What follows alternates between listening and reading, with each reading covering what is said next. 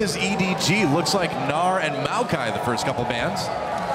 So taking out that Gnar right away, it has been a strategy that we've been thinking might work against EDG. Take away the Gnar, take away the Sejuani, because typically EDG hasn't been quite as strong without a lot of hard engage and crowd control. Okay, Hecarim, the second ban for TSM. Looks like we won't see Dyrus taking that one. It's about time. His Hecarim has been very underwhelming, a flashless champion. But you can see once again, this is heavily targeted as top lane bans once again. This was disastrous against Fnatic when they attempted this strategy. We can probably assume that Sion's going to be last. So is TSM going to first pick Rumble? Because that's where Koro's going to go on the first round of the draft on the red side. You would think so. Last ban for TSM should tell us quite a bit. Yeah, there's also the fact that in TSM's 3 defeats, Urgot has been picked by the opponent. Rumble. Every single one of them. TSM ends up banning the Rumble themselves, which would line up a Sion ban, but this is a trade of things. Would TSM just go all out, pick Urgot, and then throw Dyrus to the Wolves? Well, it wouldn't be the first time, would it? Not quite. All right, let's see what this last ban is going to be. Long time. Are they going to give the Sion over? Blue team Solomid. Last ban will be Zed. Zed, okay. Surprisingly. Huh. Well, what do you know? And the Shyvana possibly for TSM, a champion that Dyrus, who knows, maybe could see some success on. Smite Shyvana, we've seen it work very, very well in other regions. But is it first pick worthy? Do you give up too much? I would love this. I would love the first pick Bard, but we're not going to see it. I'm sorry. I'm so sorry, guys. There are so many things that are first pick worthy. Urgot is the most first pick worthy. It's something that has been first picked against TSM twice so far. However, this does leave up plenty of things for EDG since there were such heavily focused top lane bans. A Kalista still available as well, too. Maybe a Lissandra? You think that's actually got a chance of getting locked in, Monty?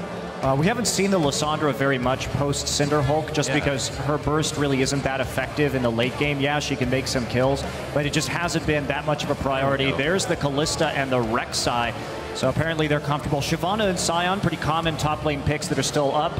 Koro will probably be comfortable playing either. You know, so this does leave a Sejuani or a Grungle in the jungle open for Santorin, but it hasn't really been about the champions for him. It's more about, what he's done, or rather what he's not done. He's spent a lot of time just kind of farming and not really being in lane. Do you think maybe a Nidalee pick might get him back on track? Well, this would certainly force him to be more aggressive. Yeah, it would. And it's a champion he has had some success on in the past. Yeah, Santorin needs something to create more aggression. I just want to highlight the Kalista play from Deft could end up being one of the most surprising things here at MSI as far as EDG's chances of winning. Him not having Kalista in his champion pool during the LPL playoffs was a pretty big hindrance to them, and he's had one successful Kalista performance, going to be looking for 2 in a row. Oh, maybe we'll get to see that Sion picked up for Dyrus. Meanwhile, Corki being hovered over. And an NA, that could be mid or AD carry, I suppose. And there it is, locked in. Dyrus gets the Sion. This is quite standard for TSM, and I'm glad that they're going back to the things that they won the NALCS with. Yes. There were 2 games in the finals against Cloud9 when Wild Turtle played Corki in the bottom lane. Urgot in the mid lane is something Bjergsen can dominate the lane with, and Sion is very hard to kill, which is great for them in the top lane. One thing we forgot to mention is LeBlanc is still up and available. Oh, that's a good point. In the mid lane for Pawn. It has been one of his most terrifying champions. Interestingly, we also haven't seen the Kassadin come out yet from Pawn, which was one of his big picks throughout the LPL playoffs and one of his most threatening champions. EDG is on the red side this game. They have that last pick, and they'll probably be saving that, flashing over the LeBlanc to remind Bjergsen. And there's the Talon. Wants to use his fancy new skin, maybe. That would be not on the tournament realm yet, but Mundo locked in. All right, so Koro will be able to take that window up to the top lane. Meanwhile, perhaps the Sejuani for Santorin. That wouldn't be too shocking, would it? Would not be too shocking at all. They're going for an overall control comp right there. Basically just trying to mimic the things that they played well in the playoffs. To talk about the Mundo pick a little bit from Edward Gaming, if they're able to snowball that lane a little bit, he stands a high chance of becoming highly unkillable. Corki, not a great tank buster. Urgot, very true. If he falls behind that curve of Mundo tankiness, they're going to be in a lot of trouble. Well, one final pick.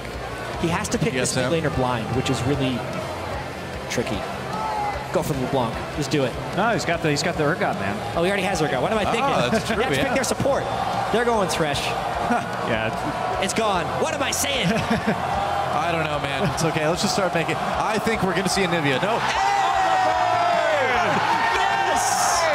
Lust Boy will be playing Bard. Are you kidding me?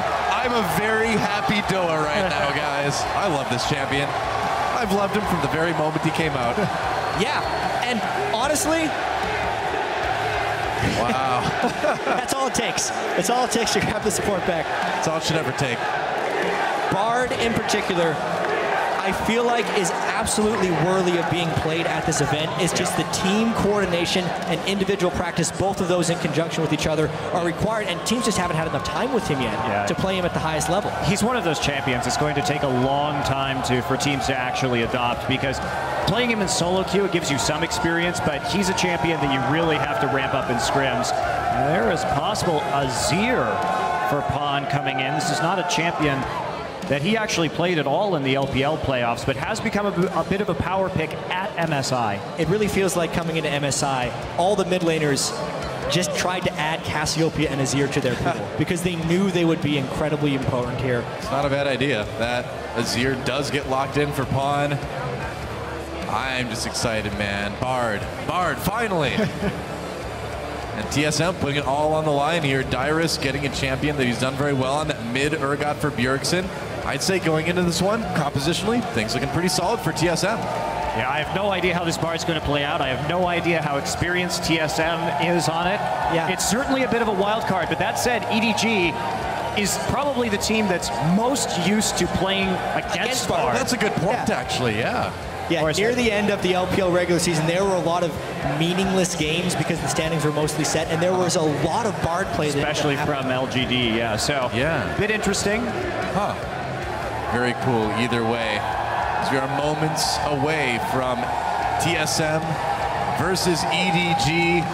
The fans getting pumped. This is going to be an amazing game, guys. The coaches shaking hands. And the game is loading. I want to talk about Bard. Me too. Let's just talk about Bard all day. Oh, but before we do that, remember, at LOL Esports, guys, send your tweets, #TSM, #EDG. Let us know who you think is going to take this one. I think I've got a feeling I know which way the crowd is leaning. Really? Which way? I think probably towards TSM, if I had to put some money on it. But who wouldn't pick the team that's using Bard? Speaking of which, Bard. When he was released. Here we go. Welcome to Summoner's Rift, guys. TSM versus EDG. TSM putting it all on the line with the Bard. So, Jet, you wanted to talk about Bard. Cloth armor. When Bard was released. Oh, yeah. It almost seemed like he was made for competitive play and specifically lane swaps. Yes. Having the Meep spawn so frequently, the atrociousness of his laning phase, and the ability of him to assist ganks with the magical journey were all things that just looked like they were perfect for lane swapping. Since then, though, he's had a lot of base stat adjustments, and his pick potential has also been greatly increased. The Q packs a huge punch. If he picks up a lot of Meeps, he's going to be doing really substantial burst damage in ganks. And as TSM has generally found all of their success in the lane swap, that's the game we're most likely going to be seeing here, is Lustboy trying to go around, meeping it up, and getting the right ganks off. Yeah, starting with the cloth armor, too. Of course, Bard does have the sustain a little bit more, so you have a few more options. But I wonder if there's a more specific, I should say, level 1 planned right here. I got this one, man. Cloth armor first, you can go into a fast Seeker's arm guard into a first item zone. See? I know this build by heart. A lot of people early on with Bard were actually starting Coin because he's not really going to be a laner. So they didn't really care about any type of lane presence item, and it was mainly just about roaming around. Here with the cloth armor, it would give him a little bit more combat effectiveness, but the main thing it does is it gives him the gold to actually start with that sight ward. So we'll see what he tries to do with that, because the early game action has been pretty subdued. Oh, clearly, you know, TSM has a plan coming into this one with a bit of a surprising buy early on for Lustboy. We'll see what they can do to put it into practice. All right, so this is a pretty common start among Chinese teams, with the jungler actually burning the smite onto the Gromp right there. We see it more in the China region than we see in most other places. Clearlove, of course, does have that sustain as well. Dyrus will be committing wolf suicide. That doesn't count for first blood, though, so we're safe. That's true. There we go, just getting that quick level 2 from beyond the grave.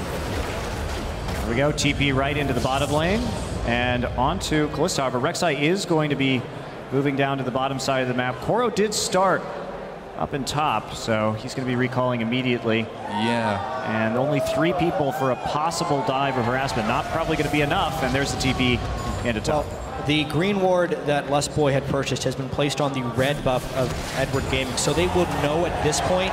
Love is just going for the own red buff. Hits his first Q, that's got to be a good sign, right? Oh, a lot of damage on the pawn. Bjergsen owning up in the mid lane already. Look at that. I mean, Bard's land his first Q in lane, they basically won. Yeah, I think so. I think that's all the victory you need. Get the snare, get the win. So will they go for a gank onto Bjergsen right here from the Raptor pit?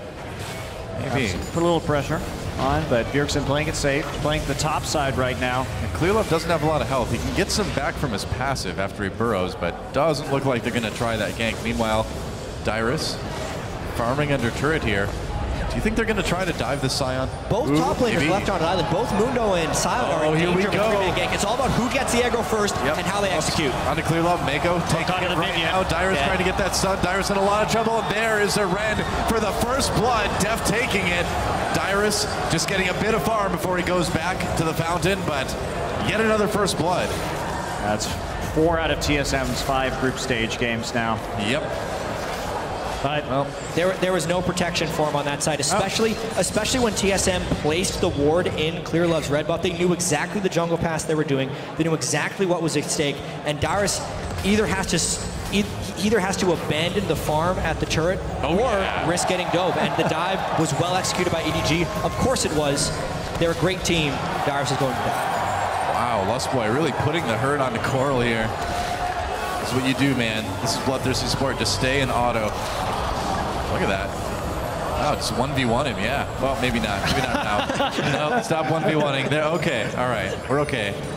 Yeah, I mean, in an ideal world, they're now able to deny Koro, but Bard took so much damage here, and Koro's already level 4 with Smite up, so if he actually wants to, he can just go jungle right here. That's the benefit of taking Smite, if you're not going to be punished with ganks. Bjergsen knocked up, taking a lot of damage here, waiting to use those summoners. Didn't need to use either one, so EDG making an attempt there, but Bjergsen in a safe spot. Oh, taking a little bit of damage on the way out, though. And one thing that I haven't really seen is the Smite top Mundo. It's actually not very common among our Smite top laners. Yeah.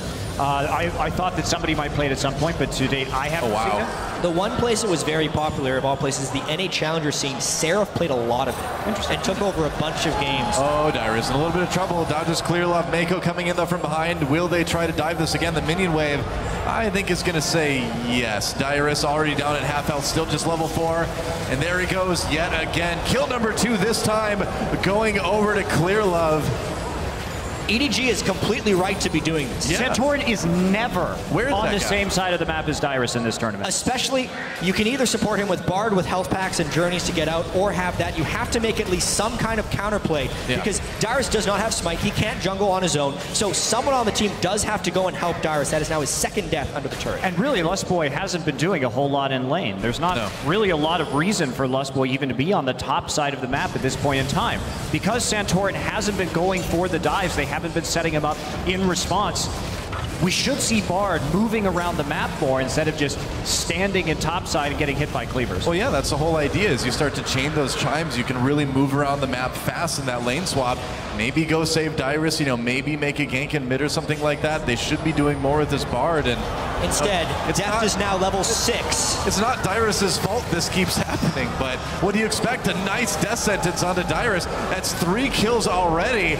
Man, TSM really just leaving Dyrus out to dry yet again. So it's a little bit Dyrus's fault, but it's a systematic problem right here, and EDG is right to exploit it, as every team has done so far at the midseason invitational. What do you do if you're Dyrus in this situation, though? If you know your team isn't going to come and help, do you still get the farm as you can? Or specifically when EDG is coming down like that, you have to avoid the lane. You ask your jungler for double jungle, or you just go and try and push another lane with your team. You group up 3 or 4 people in the top side, try and push down Mundo's turret and assist in an enemy dive if you know the enemy is going to be putting 3 people bottom dedicated to kill you. You notice there just aren't any wards as well, too, to warn him that people are coming in. I mean, you do have information from the other lanes, of course, too, but not really anything in his side of the jungle to give him that little bit of extra info.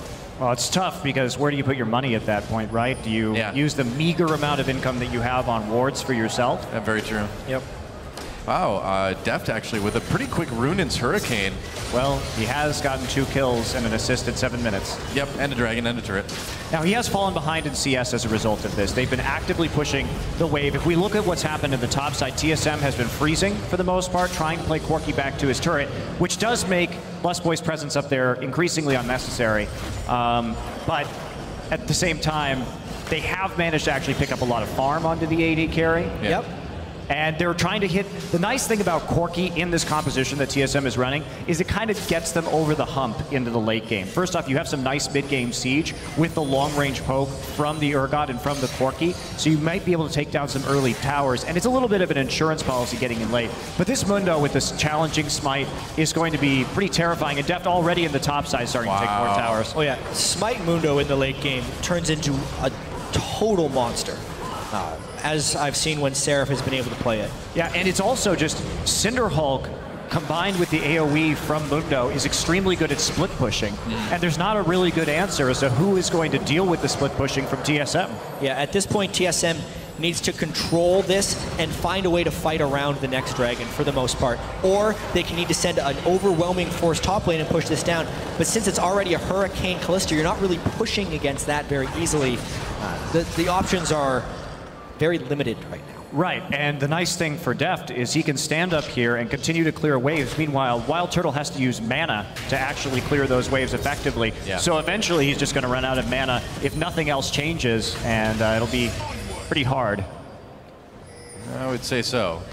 And we'd mentioned the CS earlier with Deft falling behind. Well, he's pretty much caught right back up again by rotating into that top lane. So everything fine at the moment, and already a 3K gold lead at 9 minutes. One lane that has been pretty much completely unfocused this game is the Pawn versus Bjergsen matchup. Bjergsen has been decimating people early in CS Oh boy, and Emperor's continues to die with his ganks. Here's a little bit of trouble. Position reverser may save him. He's a little bit tankier. So many Sand Soldiers, though, and Bjergsen getting low. Has to burn that flash. Clear love, flashing to chase Bjergsen with that shield. Looks like he'll just barely manage to escape. Meanwhile, up in the top lane, TSM trying to make a play onto Deft and Mako.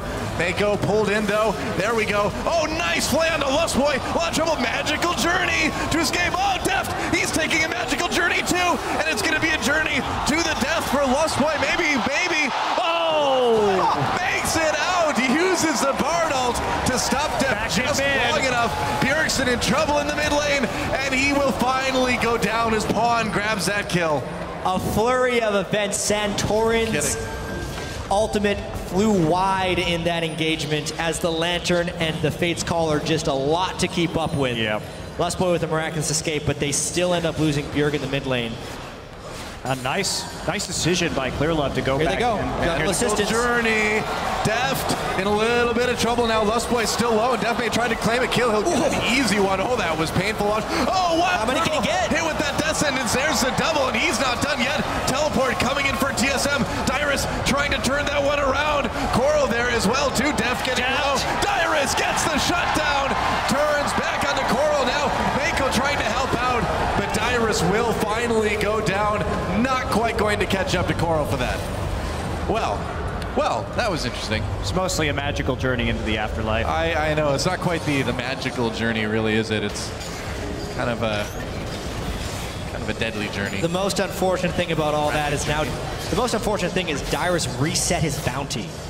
It was actually fairly meaningless for EDG to continually kill him until he gets a kill after that teleport, and immediately Coral picks up a fat 300 gold there, and that'll only extend EDG's lead higher and higher. Very true. Oh, Pawn coming in onto Bjergsen. Bjergsen a little bit of trouble. Lustboy comes in to try to save him. Looks like Bjergsen might get a dodges that death sentence, and EDG going to need to back up just a bit. EDG's tried that same gank a couple times now. It's the second time, and each time Bjergsen gets over the wall with the position reverser, so not really sure that's going to work as long as Bjergsen has that ultimate available to him. Bjergsen is holding on as best as he can right now. I was going to say before all the ganks happened that this was actually the first time someone has out-CS'd Bjergsen at 10 minutes, and that was majorly without jungle assistance. I do have to credit Pawn Zazir pretty heavily here, a pick we haven't seen him pull out in competitive play. doing quite well against Urgot, who is a tremendous lane bully early on, and this game is very quickly getting out of control. Yeah, certainly starts to look that way. EDG coming in to claim their second dragon. Nothing TSM can really do about it. Lustboy getting closer, but no plays really to be made. TSM trying to put a little bit of pressure onto the mid lane. That is about it. Big gold lead for EDG right now. And for TSM to come back, they're going to need to have some pretty sick team fights. And Deft, chasing down Wild Turtle. Where's that Valkyrie cooldown? Wild Turtle taking a lot of damage. Will the Rend finish him off? There's the flash. Deft waiting for it. Oh, Rend so close. Meanwhile, Coral takes down that turret up in top lane. And it looks like they may lose one in bot as well, too. Deft trying to get closer to Lustboy. Thrown in with that Fate's Call. There's a nice play. Lustboy grab with the Death Sentence. He's in the box now. Tempered Fate's going to save him for just a moment. Santorin comes in. Lustboy Magical Journeys right into Clear Love. Oh no, goodbye Bard. He's getting a little bit low. Meanwhile, Deft dies to the turret and a little bit of help from Wild Turtle. Meanwhile, Mako getting taken out as well. Clear Love managed to get the kill on Lustboy, but that may have been a little bit too far from EDG. I think EDG may be going for a few style points right here, because diving between two turrets at 13 minutes into this game is not the most measured play that we've seen right here. Everybody TSM just wants to get closer to Bard, you know? It's so awesome. It's about sending a message sometimes. We talked, EDG, even with the SKT game where they were defeated, was averaging 0.76 kills per minute. They're trying to keep up this pace right here and just make a statement to the world that they are a very good team. A very killy team. A very killy team. Yeah. Well, that was a phrase. They are a very killy team. Very killy indeed, I agree. A little too killy right here, though. Yep, Lustboy. Launching himself into the inhibitor turret. And credit to Lustboy here, the delay on both of them just long enough to Magical Jury himself out of there, and then also distracting Rek'Sai long enough to make it so Wild Turtle and Santorin don't die right here. Deft jumping back into the turret. Poor Kalista play, I would have to say. Yeah, that's not maybe the best idea. You do have a chance to maybe dodge some of those rockets jumping side to side instead. No, man, you got to go right back into the turret for the style points. Hey, what's Kalista's favorite restaurant? IHOP. Oh, God. Sorry. I'm so sorry. I haven't been booed by thousands of people at once in a while, so I had to do that. Thank you. If there was a time to say that joke, that was the right time. Looking for that sponsorship. Lustboy takes the Magical Journey back through the bot lane. I can't say that enough. Dyrus flayed under turret. He's filled with spears. Ouch. And Deft is putting a ton of pressure onto this turret. Oh, here comes Santorin. But not able to quite do anything at the moment. Lustboy in a little bit of trouble. Wild Turtle, there's a Tempered Fate. Again, Coral's like, thanks, man, I need to catch up. Oh, Clear Love gets the kill there, and Wild Turtle backing off with that Valkyrie. Yeah, this Bard pick, I hate to say it, may not be working out too well. Oh, Clear Love all over Wild Turtle. Easy kill there, but here comes Bjergsen for a bit of revenge. Will he get it, though? I don't think so. There's a kill for Pawn. And this one is turning into a bit of a rout. It certainly is. And what we saw on the top side with Santorin didn't quite have his ult off cooldown yet, so Deft wasn't punished for being a little bit too far forward there. 7,000 gold already. Man. 15 minutes into the game.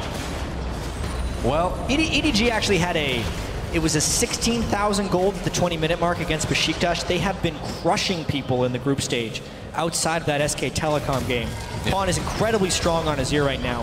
Azir as well, an amazing turret pusher. He can use his Sand Soldier directly on the turret to chunk a bunch of health out of it, as you saw him do twice there. That was a lot. He takes that whole turret down by himself. And that's a 4-0 turret lead now. Meanwhile, some fighting up in that top lane. Santorin uses his ult to try to escape, actually. Dyrus still tangling with Deft for now. Mako coming in. There's a teleport for Coral as well. Lustboy takes the Magical Journey through. They could have chased. Thought maybe it was a trap. It kind of was, as Dyrus loading up the sun. Coral, Magical Journey's right into it, but no follow-up for TSM. Yeah. Magical Journey just makes games like 10 times more entertaining. Yeah, you have to be careful, though, because Bard will line up that Q on the other side and just stun you straight into the wall. So yeah, it's actually one of the few times we've seen some reserve from EDG. Yeah. Not just all dogpiling through the Magical Journey. Why not? To be fair, Coral still took it knowing full well what was on the other side. He did. He just knew he was strong enough to not get punished by it at the moment. It was a good setup. You know, Dyrus loading up that max Q as well, too. They stunned him, but hard to finish off the Mundo once you've got him in position. Yeah, this Mundo getting Pretty darn scary, too. Yeah, at this point, we need to start looking at the rest of MSI and the games that we have coming up, too, because at this point, TSM has 1 win against Besiktas. In order for them to make it out of group stage, they would need to win this game and then have Fnatic lose to Besiktas. But EDG, I'm going to say they're going to win this game. I think that's a pretty safe bet there, Jet. I could say it. I think EDG is going to win this game. Bjergsen in a little bit of trouble here, thus furthering that hypothesis, perhaps. He'll fall as well. So it actually does make the next game Fnatic has against Besiktas pretty important as well, because in a world where Besiktas beats Fnatic, that puts 3 teams on 1 win. And we would actually still have a 3-way tie. The best of the worst for MSI. It's still a possibility that we're going to have coming up here. And EDG, it's possible. They're going to try and end this game as quickly as possible. Yep, going in onto this inhibitor turret in the mid lane, doing a lot of damage to it. Does TSM have any sort of recourse? Santorin has that ult. Oh, here comes Dyrus right through the middle, doesn't hit anybody. And now TSM, they can't follow up because there's nothing to follow up on. Pawn coming in for a bit more damage. They're going to take out Ghost Dyrus. Tempered Fate freezes people up for just a moment, but again, no damage really. Coral getting a bit low. Oh, the Wild Turtle grab by the Death Sentence, taken down by Clearlove. Pawn comes in, Emperor's Divide pushes Bjergsen back out. Another kill for Clearlove. What a hero, and a flash from Deft to take down Lustboy. And it looks like EDG is ready to end this one as quick as they possibly can. They took so much damage from the inhibitor turret that time, but not a single one of them ended up falling. They're just going to run back for Dragon 3. Well, Tempered Fate, not doing the best things in combination with the Silent Ultimate. He kind of moved through, right through everybody, straight into the Azir turret during that siege. But man, Pon's Azir mechanics are incredibly smooth to travel to those Sand Soldiers and then knock people back with the Emperor's Divide. He really has those combos down nicely. And we actually had some internal questions about Pon's champion pool coming into MSI, because we were looking at the champions he was playing against LGD in the LPL finals, and they were all very assassin-based picks, very low wave clear, and not really playing into the control mage style that we saw out of SKT in the LCK finals, the Azir and the Cassiopeia. And we're also thinking, like, how hard would it be for Pawn to go back to these picks? Because back in the day, he was an Orianna player, very good one at that, and he should be able to pick up those control mages. Running straight through the Zhonya's man right there to his demise. Yep. Through one turret into another. And then just EDG are so far ahead at this point. You can watch everyone taking their turn at dealing with that turret laser over and over again. No one actually falling down. Oh, EDG takes an easy Baron, and now they'll move back into TSM's jungle. Coral has so much money right now. He hasn't been back to shop in a really, really long time. He thinks this is ARAM, man, where he has to die to go back and get items, apparently. 2,400 gold currently on Coral. Maybe time to hit the B button there, Coral. Well, as long as you can keep sustaining with that Mundo ult. I guess. I mean, why not? Who needs items when you can lock in Mundo? Another turret going down. EDG continuing to push towards what will probably be the end of this game fairly soon. They've got the Baron buff. They've got all the power. Coral, though. Oh, here comes Dyrus coming in, and he does hit a couple people, but where's the follow-up? Clearlove blocking a lot of stuff. Dyrus gets flayed back in, filled with spears yet again. He is going to go down. That is that Tempered Fate used again by Lustboy. Didn't really get a whole lot done, as it hasn't gotten a whole lot done all game. There goes the inhibitor turret. Whoa, Pawn bending the Sand Soldier to try to get in on Santorin. And look at that, flash Death Sentence doesn't connect with Wild Turtle. I could watch Pawn play Azir all day, man. So bending the Sand Soldier like that is really, really difficult. More difficult than an insect move would be on Lee Sin. I've talked to a lot of people who've tried to pull it off. You have to get the timing perfectly, because the way it works is you place your Sand Soldier, you then E towards it, and as you're about to connect, you cue it forward. So you end up bending yourself to whatever direction that is going eventually. If you do not get the timing exact, it doesn't work, and you end up just looking like a fool. Yeah, well, Pawn's definitely not looking like a fool this game. 2-0-5. Only 3 deaths total on the EDG side of things, as they're an enormous amount of gold up, about 13,000 right now. And see Def just going for the QSS as well right afterwards, taking no chances against Bjergsen. Makes sense. So also, the time in which EDG wins this game is not without consequence. In the event of a 3-way tie for first, which would happen if AHQ beats SKT later, the the way the three-way tie works is the two teams that have the slowest time in their victories play each other. Yeah. So the team that wins the fastest would actually get the higher in that mini tournament. Now Santorin lands the ult on a couple members of EDG. Bjergsen's still in a lot of trouble here. Lustboy trying to save people. They do take out Bjergsen. Now Santorin in a little bit of trouble. Another kill for Clearlove. Clearlove 8-0-7 this game on that Rek'Sai. Crazy stat line for him as we near the end of this game. Pawn just bending those soldiers for fun, man, just showing off at this point. Mako taking some turret damage, barely escaping with his life here. And Wild Turtle, here comes Dyrus. What can he do? Oh, pushed back by the Emperor's Divide immediately and nearly blown up at the same time. Mako still sticking around, throwing out those death sentences, and Deft hopping his way towards another kill on the inhibitor down in bot lane. All three inhibitors are going to be down at this point, and the low health on EDG should be a bit of a concern normally, but these guys just don't seem worried about anything at the moment. Pawn, Zonia's though. Yeah, a lot of damage. Dyrus gets the kill there. Now EDG on the run. Tempered Faith, it lets TSM catch up. They're gonna kill Deft as well. Bard making things happen. Clearlove trying to get away. We got one good Bard ult, guys. We got one good one this game. I'm happy. Oh, Santorin comes in. They're going to try to get a kill on the Coral here as well, too. Oh, yeah, right into Lustboy. Lustboy getting bloodthirsty. Can't quite finish off Mako. Going to try to make a play. Wow, magical journey. And Lustboy flashes for the bloodthirsty kill onto Bard. Coral still trying to move out, but here comes Clearlove. Nice double knockup. Wild Turtle. They still haven't killed him. Oh! Are you kidding me? Well, I don't even know. I'm done. I'm done, guys. Clearlove. Santorin coming in. There we go. Finally gets the kill on Coral, but gives the double over to Clearlove. At this point, it's just a melee, man. I don't think anyone's trying to end the game now. It's just Fight Club. Brawl time. It's the small things that count in this game. You already broke the first rule, Doa. I talked about Fight Club. I always do that, man. I'm the worst Fight Club member. Clearlove didn't even bother to go back. He just wants to try to 1v1 Bjergsen with a half health, apparently. TSM's inhibitors are cycling alive and dead right now, so EDG can waltz in pretty much whenever they want here. Clearlove doesn't want to stop. Bjergsen's like, this may be a trap. No. Here it comes. Clearlove getting low. Oh, wow. Deft is like, no, that kill is mine. Oh, goodbye, Lustboy. Pawn taking another one, and now EDG maybe thinking about ending this one. Maybe thinking about just getting more kills, too. I think maybe more kills is the way to go. Hey, they're keeping up their kills per minute stat. This is more than 0.76 kills per minute. They're going for more than a kill a minute this game. Another Emperor's Divide knocks Wild Turtle right into Clearlove for kill for Wild Turtle. Thank you there. Dyrus gets pulled in with that death sentence, doesn't land that stun. Meanwhile, Deft, Santorin just trying to take down Pawn. The turrets are getting taken down in EDG, ready to end this one. There goes the Nexus. Now that both Nexus turrets have been taken out, Santorin just hanging out. Mako tangling with him. There's the Flay, and Deft wants another kill. Oh, Wild Turtle blew up Pawn. And apparently this game is not going to end yet, I guess.